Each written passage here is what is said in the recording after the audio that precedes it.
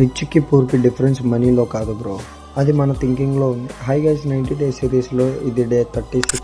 ఒక నిజం చెప్పాలంటే రిచ్ వర్సెస్ పూర్ డిఫరెన్స్ ఇన్కంలో కాదు, మన మైండ్ సెట్లో ఉంటుంది.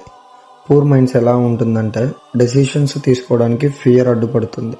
రిస్క్ అంటే వాళ్ళకి భయం, రేపు చూద్దాం అని లెర్నింగ్ని పోస్ట్పోన్ చేస్తారు. ఇప్పుడు ఒకటే డైలాగ్, మనీ లేదు అంటే రిజల్ట్ ఏంటి? ఆపర్చునిటీస్ కనిపించినా కూడా ముందుకి ఒక స్టెప్ కూడా తీసుకోరు.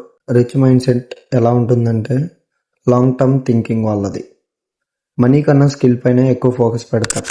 మిస్టేక్ అయితే అక్కడే ఆగిపోరు, దాన్ని లెసన్గా మార్చుకుంటారు అంతే.